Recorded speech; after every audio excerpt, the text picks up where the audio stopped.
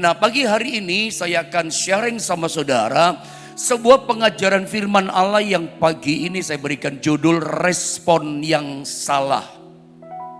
Sebagai pendahuluan saja ya, saya sering mengajarkan soal respon hati, sikap hati, attitude hati dalam menghadapi persoalan. Kalau kita menghadapi persoalan, kalau kita menghadapi ujian, pencobaan, tantangan, badai kehidupan, saya selalu ajarkan begini. Kita, Anda dan saya tidak boleh punya respon yang salah menghadapi masalah itu. Selalu saya katakan bahwa masalah orang Kristen sesungguhnya bukan pada persoalan yang kita hadapi. Masalah orang Kristen bukan pada kesulitannya yang kita hadapi, ujian pencobaannya. No, karena kita terlalu yakin, kita terlalu percaya Yesus kita besar, kuasanya lebih besar daripada persoalan kesulitan kita. Kita yakin sesulit apapun, seberat apapun persoalan yang menindas kita. Oh, kita percaya Yesus pasti sanggup tolong memberi solusi dan kemenangan buat kita. Tetapi itu kemenangan ditentukan oleh respon kita. Masalah kita bukan pada persoalan, pasti ada solusi kok. Tuhan sanggup tolong kita. Masalah kita di mana orang-orang Kristen, anak-anak Tuhan? Masalah kita pada respon hati kita. Ketika masalah datang dibutuhkan sikap respon tindakan yang benar. Masalah datang kita hadapi, kita hadapi. Respon kita salah. Saya suka bilang, Anda akan berputar-putar pada masalahmu. Terus berputar-putar kayak bangsa Israel di padang gurun pengembaraan 40 tahun. Muter terus mereka, tidak ada solusi. Harusnya beberapa bulan, beberapa hari tinggal nyampe tanah Kanaan. Gagal mereka. Kenapa gagal saudara? Responnya salah, ngomel, bersungut-sungut, respon. Tapi percaya ketika ujian, pencobaan datang, ketika persoalan masalah datang dalam kehidupan kita, kalau sikap hati kita benar menghadapinya, tindakan kita betul, respon kita betul, tidak salah. Oh, saya percaya persoalan kita, kesulitan kita akan diubah oleh Tuhan jadi berkat. Seringkali kita ingin mengalami terobosan, iya kan? Seringkali kita orang percaya kepada Tuhan, saya udah doakan Pak, saya udah imani Pak, saya deklarasi dengan iman. Setiap kita ingin mengalami kemenangan, mujizat, keajaiban, terobosan dalam hidup kita di masa depan kita. Tapi bagaimana kalau cara yang kita pakai ini salah responnya? Percayalah begini, untuk kita mengalami terobosan, untuk kita mengalami kemenangan, lepas dari kesulitan, lepas dari persoalan, dan solusi jalan keluarnya terobosan kemenangan, itu kita mesti mengalami proses. Tanpa proses gak bisa, tanpa persoalan gak bisa kita keluar sebagai pemenang. Siapakah pemenang itu? Orang-orang yang lepas keluar sebagai menghadapi persoalan. Ada ingat gak doa yang diajarkan Yesus? Saya gak ngomong ini, cuman Tuhan ingatkan tiba-tiba saja. Sebab pewahyuan bisa begitu. Iya, Tuhan ingatkan tentang doa Yesus, saya diingatkan. Saya coba sharing sedikit sama saudara. Jadi nambah ini ya waktunya. Saudara lihat, dengar baik. Ada ingat doa Yesus dalam Matius pasal 6 yang diajarkan kepada, ini bukan doa Yesus, doa yang diajarkan oleh murid-murid kepada murid-muridnya. Bapa kami di surga, dikuduskan namamu. Bagian tengahnya dikatakan, dan janganlah membawa kami ke dalam pencobaan, dan lepaskanlah kami dari segala yang jahat. Lepaskan kami dari segala yang jahat. Lepaskan dari, jangan bawa pada pencobaan, dan lepaskan kami dari segala yang jahat. Tapi kalau kita baca di Matius pasal 4, ya, dikatakan, maka setelah Yesus dibaptis, keluar dari baptisan Roh Allah memenuhi dia. Alkitab katakan apa? Dan Roh Allah membawa Yesus ke padang gurun. Untuk apa? Dicobai. Sementara doanya tadi dikatakan, jangan membawa kami kepada pencobaan, dan lepaskanlah kami daripada yang jahat. Berarti, artinya begini, orang benar ikut Tuhan, orang Kristen, bukan berarti dia kebal dari pencobaan. Bukan berarti kita tidak luput dari pencobaan. Ada pencobaan, justru orang yang menang. Kesimpulan saya ulang. Justru orang yang berkemenangan, yang mengalami terobosan luar biasa, itu adalah orang-orang yang sudah dilepaskan Tuhan, sudah lepas dari segala ujian pencobaannya. Anda nangkep gak kira-kira maksud saya? Orang yang lepas dari pencobaan, bukan tidak ada pencobaan loh. Jadi Jangan bawa kami dalam pencobaan, tetapi lepaskanlah kami segala yang jahat. Siapa yang lepas? Orang yang menang. Jadi bukan berarti dari kisah Yesus dia dibawa roh Allah, roh yang sama loh. Membawa dia dalam pencobaan, tapi ujungnya menang kan. Jadi orang-orang yang menang, siapa orang-orang yang menang? Ada dan saya. Kenapa kita menang? Sudah lepas dari pencobaan, lepas dari persoalan. Mau menang, respon kita tidak boleh salah. Mari kita lihat ayatnya, saya tunjukkan contohnya. Saya baca ya dengan cepat ayat ini saja, saya baca sendiri saja ya supaya lebih cepat. Bilangan 13 ayat 1 sampai 3. Tuhan berfirman kepada Musa, ayat 2, suruhlah beberapa orang mengintai tanah Kanaan yang akan kuberikan kepada orang Israel dari setiap suku nenek moyang mereka. Haruslah kau suruh seorang semuanya pemimpin-pemimpin di antara mereka. Ayat 3 perhatikan baik-baik. Lalu dikatakan Musa, dikatakan dalam ayat ini menyuruh ya mereka dari padang gurun Paran. Saya kasih stressing garis merah itu. Ada kata dari padang gurun Paran. Sesuai dengan titah Tuhan, semua orang itu adalah kepala-kepala orang pilihan di antara orang Israel. Apa yang saya mau coba sampaikan sama saudara lewat ayat ini tentang respon yang salah. Tidak boleh salah loh responnya. Ada banyak orang Kristen itu berulang mengalami peristiwa sejarah yang dialami oleh bangsa Israel. Ketika mereka ada di sebuah tempat yang namanya padang gurun Paran. Coba Anda chatting sekarang juga, tuliskan kata-kata ini, padang gurun Paran. Tujuannya apa? Supaya Anda ingat. Karena tidak bisa tidak tanpa kecuali setiap kita hidup di dunia ini pasti ada di sebuah tempat melewati seperti Israel melewati namanya padang gurun Paran. Supaya ingat saja Bapak Ibu Saudara bahwa kita pun ada di padang gurun Paran secara rohani.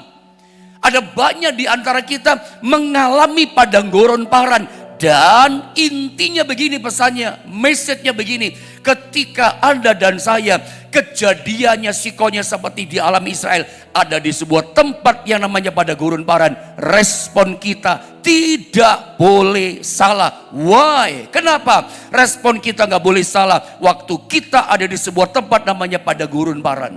Apa sih padang gurun Paran? Padang gurun Paran itu artinya, Paran itu artinya adalah padang gurun pengembara, padang gurun pengembaraan. Jadi muter mereka di situ. Padang gurun penggembaraan itu artinya Paran. Menurut versinya saudara yang kita kasihi, saudara-saudara kita Muslim, padang gurun Paran, saudara kita katakan itu adalah Mekah. Versi Alkitab Paran. Menurut saudara kita itu Mekah. Karena dalam kejadian 21 kalau nggak salah 21. Kejadian 21 21 kalau nggak salah. Itu Ismail sama Hagar mamanya dia, ibunya dia. Itu tinggal di padang gurun Paran yang disebut dengan Mekah. Dapat jodoh orang Mesir di situ. Makanya saudara kita katakan padang gurun Paran itu adalah Mekah. Ya bisa jadi betul gitu. Tapi padang gurun Paran itu adalah tanah penggembaraan, padang gurun. Anda ngerti kan artinya padang gurun? Nah persoalannya begini, di titik tempat yang namanya padang gurun respon kita nggak salah. Kenapa saya katakan nggak boleh salah? Ini saya kasih statement sama saudara, lihat gambar ini. Sebab di padang gurun Paran, tanah pengembaraan ini adalah titik kritis. Ini titik yang menentukan begitu, titik yang berbahaya. Kenapa titik kritis? Saya katakan titik penentuan buat kehidupan kita umat Allah orang Kristen. Ketika kita berada di tempat yang namanya tanah penggembaraan, tanah padang Paran ini, yang katanya Mekah dari orang saudara kita Muslim. Perhatikan, karena banyak sekali kejadian yang mengubah nasib umatnya di padang gurun Paran ini. Jadi padang gurun Paran saya sebut penentuan nasib orang di sini. Penentuan masa depan hidup jaya atau hancur di padang gurun Paran, di tanah penggembaraan. Ini titik kritis. Nasib setiap orang anak Tuhan ditentukan di sini. Kalau responnya salah, gagal. Responnya salah, hancur. Destiny Allah lewat. Rencana Allah ajaib, mujizat terindah nggak dapat sedia. Nggak dapat. Orang lain dapat sukacita, haleluya. Dia cuma melihat, nggak ngalami. Kenapa? Gagal di tempat tanah penggembaraan Paran. Kenapa gagal? Responnya salah. Kalau Anda mau bukti, saya tunjukkan buktinya. Seorang tokoh yang pernah gagal di padang gurun Paran karena responnya salah. Itu adalah Musa namanya. Pemimpinnya sendiri. Yosua, Kaleb sama generasi yang umur 20 tahunan yang ada di padang gurun. Itu masuk tanah Kanaan. Yang memimpin bawa keluar dari tanah Mesir. Gagal. Ini yang Paulus takutkan. Jangan sampai aku ditolak, tapi umat yang selamat. Orang lain diselamatkan, aku ditolak. Karena hidup tidak sesuai dengan firman. Tidak taat. Musa gagal, mari kita lihat. Dan itu terjadinya di sebuah tempat, tanah penggembaraan yang namanya Paran. Titik kritis loh. Titik penentuan di sini. Saya baca saja ya. Bilangan pasal 20 ayat 8, 11 dan 12. Ambillah perintah Tuhan kepada Musa. Ambillah tongkatmu itu dan engkau dan Harun kakakmu harus menyuruh umat itu berkumpul. Katakanlah di depan mata mereka kepada bukit batu itu supaya, katakan ya, berkata pada bukit batu itu supaya diberinya air. Kira-kira Tuhan berkata kamu pada gunung batu itu. Kalau saya terjemahkan bebas supaya Anda nangkap, hai gunung batu keluar air dalam nama Tuhan, gitu kira-kira. Itu perintah Tuhan. Berkata kepada gunung batu, keluar air. Itu perintahnya. Itu firman yang keluar dari mulut Tuhan. Terus, demikianlah kata Tuhan, engkau Musa mengeluarkan air dari bukit batu itu bagi mereka dan memberi minum umat serta ternaknya. Ayat 11, sesudah itu Musa mengangkat tangannya. Lihat, lalu memukul. Disuruh berkata, dia pukul. Tidak cocok sama perintahnya Tuhan. Memukul bukit batu itu dengan tongkatnya 2 kali. Disuruh ngomong, dipukul 2 kali. Emosi, marah dia. Maka keluarlah banyak air. Ngomong saja keluar, apalagi dihantam sama tongkat ya. Sehingga umat itu dan ternak mereka dapat minum. Lihat ayat 12, ini yang saya maksudkan. Tetapi dikatakan Tuhan berfirman kepada Musa dan Harun. Karena kamu tidak percaya kepadaku, suruh ngomong, kok kamu pukul, marahmu kamu gedein. Kemarahan itu buruk akibatnya. Lain waktu kita bicara.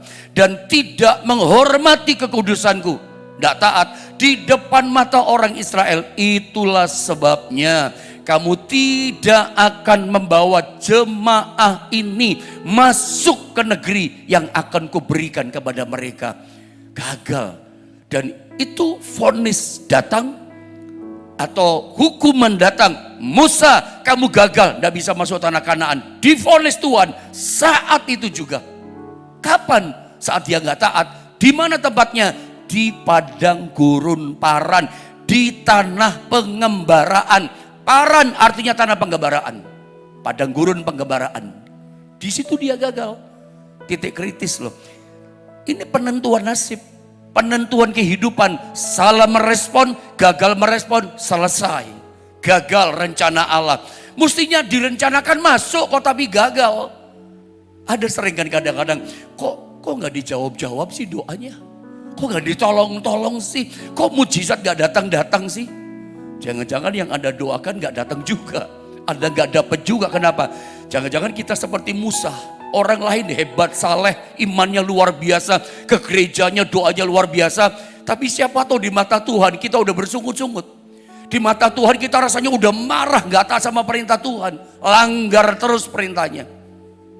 Jadi kadang-kadang kita di tanah penggembaraan, kok gak ditolong-tolong sih, gak dijawab-jawab sih.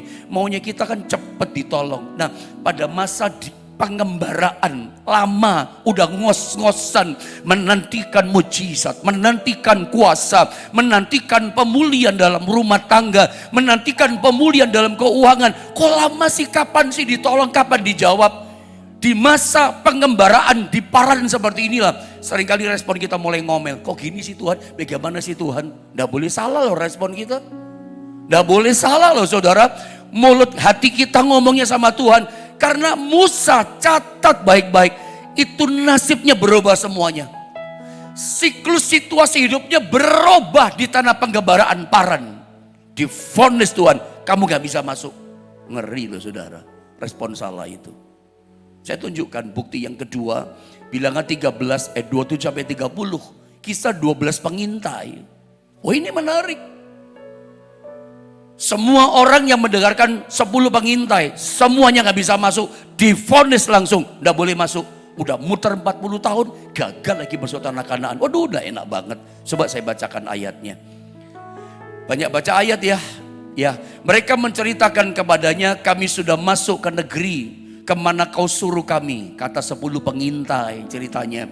Dan memang negeri itu berlimpah-limpah susu dan madunya. Ceritanya enak ya. Dan inilah hasilnya. Dikasih buah-buahan semua, madunya limpah.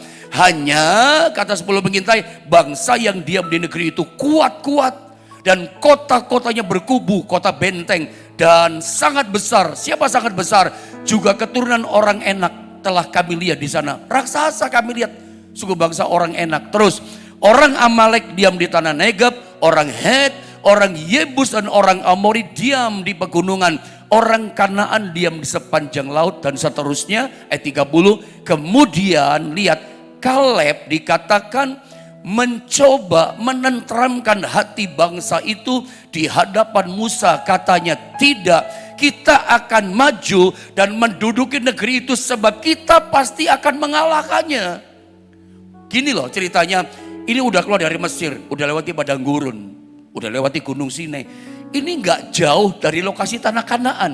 Karena tidak lama kemudian Musa akan mati, digantikan sama Yosua, kan ada Yeriko di depan. Saya yakin ketika peristiwa Musa menyuruh 12 pengintai, masa sih mengintai jauh-jauh sampai ribuan kilometer, kan enggak gitu. Mengintai lokasi tanah dituju itu loh, udah kelihatan dari atas itu loh. Coba intai, survei ya, lihat jaraknya nggak terlalu jauh. Makanya jangan heran, bandingkan begini.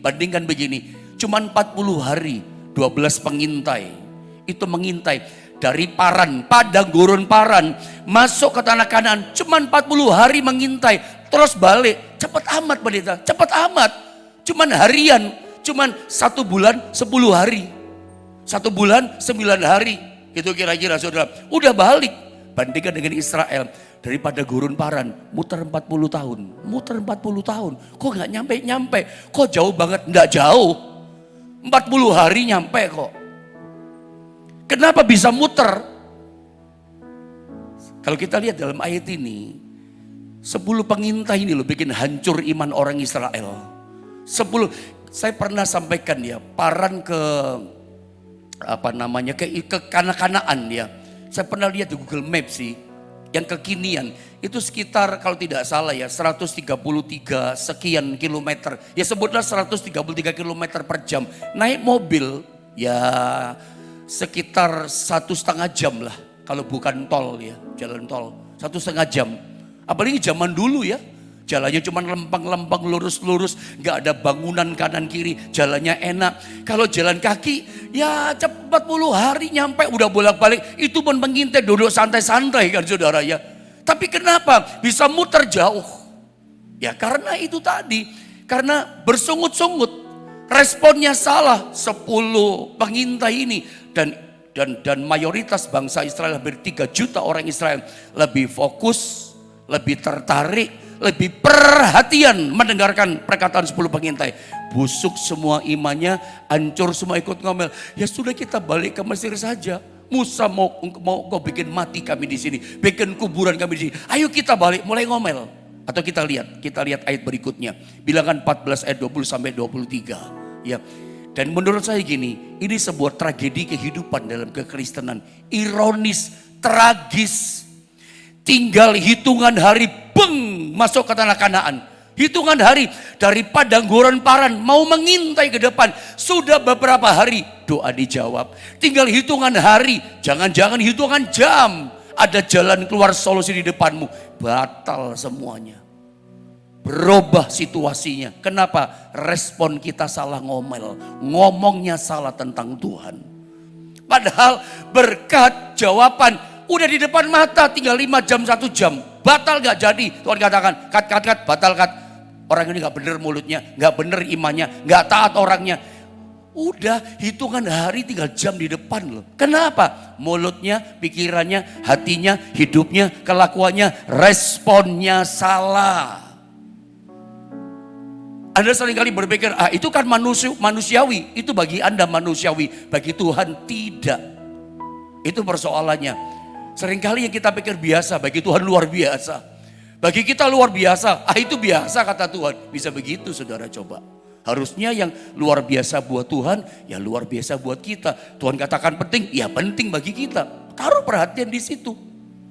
Coba kita lihat bilangan 14. Berfirmanlah Tuhan, aku mengampuninya sesuai dengan permintaanmu. Hanya demi aku yang hidup dan kemuliaan Tuhan memenuhi seluruh bumi. Semua orang yang telah melihat kemuliaanku, ya, dan tanda-tanda mujizat yang kuperbuat di Mesir dan di padang gurun. Lihat ya, ini Israel. Namun telah 10 kali mencobai aku dan tidak mau mendengarkan suaraku. Pastilah tidak akan melihat negeri yang kujanjikan dengan bersumpah kepada nenek moyang mereka. Semua yang menista aku, menyakiti hati Tuhan, tidak akan melihatnya, gagal semuanya. Langsung vonis jatuh, ditentukan di padang gurun paran. Catat, peristiwa ini terjadi di tanah penggembaraan, padang gurun paran, yang tinggal beberapa hari tek bum nyampe tanah Kanaan. Ngeri loh, tragis. Tinggal beberapa hari masuk kok. Udah lama tinggal mau dekat. Tragis loh, ini gagal karena respon yang salah. Yang masuk Anda lihat ayat 24. Tetapi hambaku Kaleb, karena lain jiwa yang ada padanya, dan ia mengikut aku dengan sepenuhnya, akan kubawa masuk ke negeri yang telah dimasukannya itu, dan keturunannya akan memilikinya. Kaleb Yosua yang masuk dari 3 juta orang Israel yang keluar dari tanah Mesir, termasuk Musa, gagal, responnya salah. Yosua dan Kaleb dan generasi yang lahir di padang gurun masuk tanah Kanaan, berhasil. Kenapa? Responnya benar. Yosua tenangkan hati Israel. Ayo percaya kepadaku, yang menyertai kita kuasanya lebih besar. Kita pasti bisa memasuki tanah Kanaan. Kita bisa mendudukinya. Yang menyertai mereka sudah meninggalkan mereka. Yang menyertai kita kuasanya besar. Perhatian mereka bukan pada perkataan Yosua, pada perkataan 10 pengintai. Rusak semua imannya. Responnya semuanya bersungut-sungut. Tuhan katakan langsung vonis jatuh. Semuanya gagal masuk tanah Kanaan. Padahal tinggal beberapa hari, sudah tanah Kanaan. Ironis kan? Jangan terjadi pada kita. Kesimpulan saya pada poin titik ini, lihat gambar ini. Kenapa umat Allah gagal, tragis ya. Dan mereka mengalami penundaan, delay, muter 40 tahun. Bukan cuma 40 tahun, tambah lama, gagal pula masuk tanah Kanaan. Udah delay, udah penundaan, 40 hari udah nyampe, ini 40 tahun muter-muter, gagal pula masuk tanah Kanaan. Nggak enak banget. Kenapa? Responnya salah. Saya berharap Anda bisa menangkap sesuatu yang luar biasa ya di hati kita, pewahyuan firman Allah ini ya. Karena jujur, kita orang ini seringkali menganggap bersungut-sungut, ngomel, mengeluh. Itu manusiawi Pak Pendeta, jangan gitulah. Loh, ini bukan dari saya yang menyampaikan firman. Mungkin bagi pemikiran kita manusiawi itu biasalah Pak Pendeta. Kita kan darah daging. Ya, saya mengerti itu biasa buat kita, tapi nggak biasa buat Tuhan. Bikin Tuhan marah. Itu ternyata respon kita di padang gurun paran dalam penggembaraan, menantikan pertolongan Tuhan, menantikan berkat jawaban doa. Ini masa kritis buat kita, masa penentuan buat kita untuk mengalami jawaban. Buat kita biasa yang ngomel, buat Tuhan enggak. Anda mau bukti? Ini saya tunjukkan ayatnya, 1 Korintus 10 ayat 10. Saya bicara berdasarkan bukti ayat ya. Lihat ayat ini. Ayo sama-sama kita baca, jemaat Tuhan yang dikasihi Tuhan, supaya Anda nangkap sesuatu, dihidupkan dari ayat firman Allah ini. 2, 3. Dan janganlah bersungut-sungut seperti yang dilakukan oleh beberapa orang dari mereka, sehingga mereka dibinasakan oleh malaikat maut. Toh lihat, kita nggak boleh katakan biasalah pendeta bersungut-sungut manusiawi. Bagi kita biasa, bagi Tuhan tidak biasa. Itu luar biasa pelanggarannya. Langsung vonis teng jatuh. Jangan bersungut-sungut seperti yang dilakukan oleh beberapa orang dari mereka, banyak dari mereka maksudnya. Sehingga gara-gara bersungut-sungut akibatnya, sehingga kalimatnya mereka dibinasakan oleh malaikat maut. Saya pernah kapan ya, berapa bulan yang lalu saya pernah bahas malaikat maut ini sama jemaat. Hari Minggu atau hari apa saya lupa. Saya berapa puluh tahun yang lalu, udah lama banget puluhan tahun, saya lihat begini-beginian berapa puluhan tahun yang lalu ketika saya masih muda begitu ya. Sekarang masih muda sih saudara ya. Tapi puluhan tahun lalu peristiwa, saya melihat yang beginian seliwer gitu. Ya. Kalau ada tanya sama saya, oh Pak Pendeta berarti punya kurnia penglihatan. Saya nggak suka seperti itu saudara. Karena ngelihat malaikat maut itu iblis. Memang depannya malaikat maut, tapi ini setan, iblis. Bahasa saya begini ya, penuh kekurangan. Secantik-cantiknya iblis, secantik-cantiknya setan, mengerikan. Loh iya. Makanya saya kadang-kadang heran, ada orang gitu. Ada orang yang sering pelayanan, berarti dia pelayan Tuhan dong ya. Bangga betul kalau setiap kali doakan rumah jemaat ngomong di tangga rumahmu ada setan. Saya dalam hati saya ketawa seperti itu. Kok seneng ya lihat setan. Alkitab tulis ya, jemaat Anda jangan terkecoh. Alkitab yang menggariskan, yang berkata, orang yang suci hatinya, orang yang saleh hatinya akan melihat Allah. Bagi saya senang lihat Tuhan, bertemu Tuhan, jumpa dengan Tuhan. Itu kesukaan saya, kesukaan kita. Kok senang lihat setan, seindah-indahnya setan. Wow, mengerikan setan itu. Ya, kadang-kadang lihat seliwer, saya bingung waktu itu, saya nggak ngerti. Ayat ini Tuhan sikapan sudah lama sama saya. Makanya saya bisa cerita sama saudara, seliwer gitu. Kayak gambar ini ya, Anda tunjukkan gambar itu ya, multimedia. Kayak hitam gitu, kerudung hitam, wajahnya samar nggak kelihatan. Bawa gini loh digerakkan. Saya pernah lihat seperti itu. Maafkan kata-kata saya, jangan diambil hati ya yang dengar. Dalam hati saya waktu itu ngomong gini, siapa ya mau meninggal? Waktu itu orang tua saya masih juga belum terlalu tua kan, papi saya masih 70-an. Siapa ya gitu. Ternyata bukan itu. Tuhan kasih pengertian saya ketika saya berdoa, apa sih Tuhan ini gitu. Apa sih Tuhan? 1 Korintus 10 nih yang muncul 10.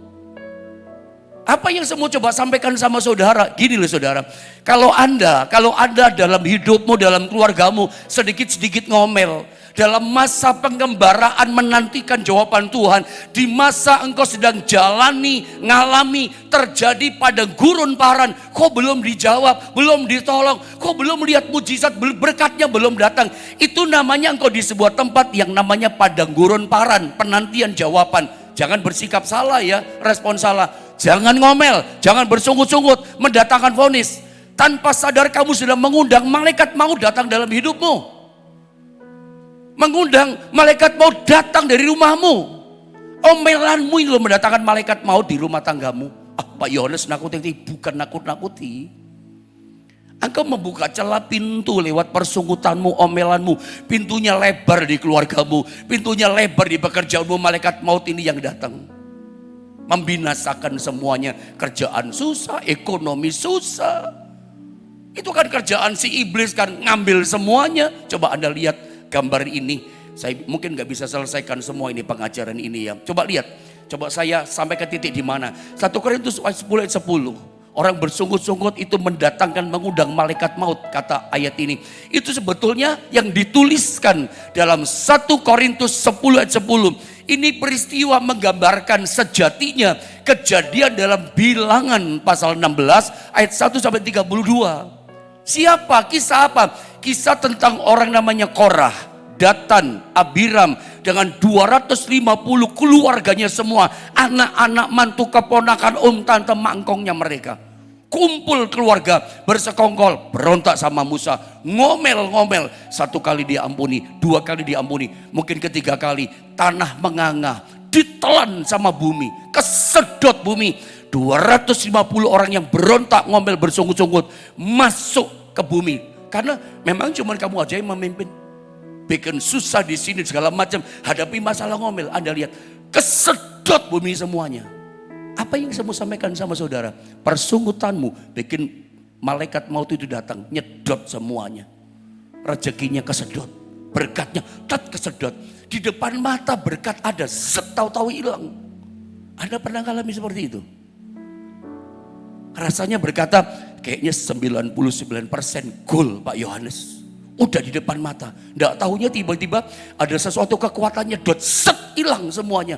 Sampai kita melongo, kok bisa ya? Jangan-jangan pada waktu ke masa penantian itu kau mulai ngomel. Kok lama sih gak dapat job? Kok lama sih gak dapat berkat? Persungutanmu itu nyedot semuanya, ketelan habis. Saya tidak ingin berkat yang Anda punya, segala realita janji berkat yang sudah Anda terima, itu nanti kesedot semuanya habis-habisan, ketelan sampai itu semua. Siapa yang telan? Malaikat maut tadi yang telan. Kenapa? Ngomelnya loh berubah. Respon hidup kita gak boleh salah. Bagi kita itu manusiawi kayaknya. Bagi Tuhan enggak. Coba catat ayat ini. Catat saja ya, Yakobus 5 ayat 9. Memang kita tidak boleh bersungut-sungut supaya kamu jangan dihukum. Ini ayatnya. Persungutan mendatangkan hukuman. Jadi kalau nggak dihukum sama Tuhan nggak mau, ya supaya nggak ngalami nggak dihukum, jangan bersungut-sungut. Ini ayatnya. Coba cek dengan cepat kembali berikut gambar ini. Bersungut-sungut saya temukan. Ngomel bersungut-sungut. Dalam bahasa Ibraninya disalin dengan kata lon. Lon artinya tetap tinggal di dalam kegelapan. Oh, pantesan ya. Udah Kristen lama, sudah melayani Tuhan, sudah jadi hamba Tuhan, ngomelnya gak berubah. Karena cara pandang kita salah rupanya. Yang Anda terima inputnya salah. Anda pikir gak apa-apa bersungut-sungut manusiawi. Itu Tuhan gak suka. Bikin Tuhan marah. Firman yang berkata. Firman yang bilang, datang vonis. Dan ternyata persungutan kita itu menentukan habisnya semua kita loh. Bersungut-sungut itu menandakan kita tetap tinggal dalam kegelapan.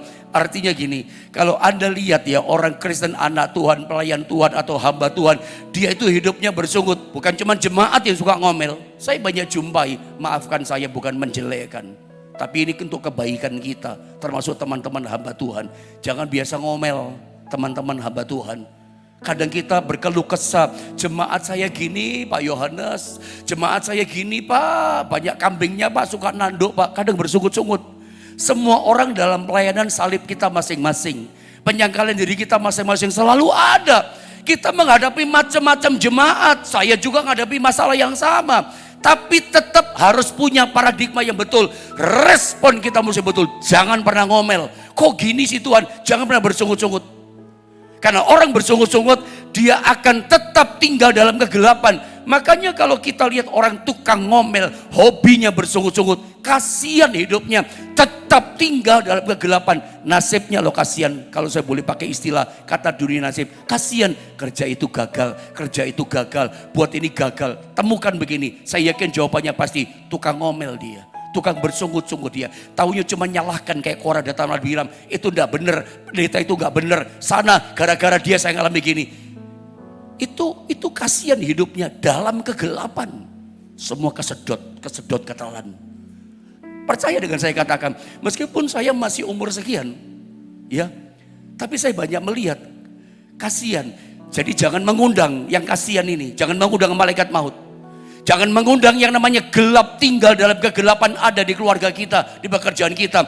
Temukan sekarang, stop, berhenti dari yang namanya ngomel bersungut-sungut. Semuanya akan gagal, semuanya serba sulit. Saya melihat, kasihan sebetulnya, semuanya sulit, semuanya kasihan. Kenapa? Ngomelnya loh. Bagaimana pelayanan bisa bertumbuh, gereja bisa bertumbuh, pekerjaan yang kita bangun bisa berkembang. Kalau ngomelnya gak berhenti, siklusnya gak bisa putus, terus gelap. Kerja gelap, bikin itu gelap, pelayanan gelap. Kayaknya gak ada terang petunjuk Tuhan. Padahal Tuhan ingin menolong kita, dia terang, dunia firman-Nya terang. Tapi kita gelap terus. Kenapa ya? Ya Anda yang ngundang kegelapan datang. Anda yang bikin pekerjaanmu gelap. Anda yang bikin masa depanmu langkah-langkah ke depan gelap. Tidak ada tuntunan bimbingan Tuhan. Anda yang bikin. Salahkan terus orang lain. Stop ya, berhenti. Kalau mau salahkan dirimu sendiri. Jangan suka salahkan orang. Berdamailah dengan orang. Jangan cuman masalah terjadi istri salahkan suami disalah. Cobalah berdoa datang sama Tuhan. Stop ya, berhenti ngomel. Ada yang mengundang yang gelap itu datang. Ada gak ngalami terang petunjuk Tuhan? Bertobat sekarang.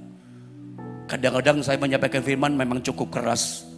Tapi percayalah, kalau mau sehat hidup kita, sukses hidup kita. Kadang-kadang, bukan kadang-kadang, yang namanya kebenaran itu pahit kok. Kayak pil pahit, tapi sehat buat saudara. Percaya sehat hidup rohani kita. Sehat. Makanya ikuti kata firman Allah. Jangan undang yang gelap datang. Terang yang datang. Hidup mengucap syukur kepada Tuhan. Ya, saya tidak perpanjang firman Allah. Tadinya saya mau bawa saudara pada mengucap syukur, saudara ya. Tapi saya pikir cukup ya. Ini membuat kita boleh mengerti untuk stop bersungut-sungut, tapi berikan syukur yang terbaik bagi Tuhan. Tenanglah jiwa.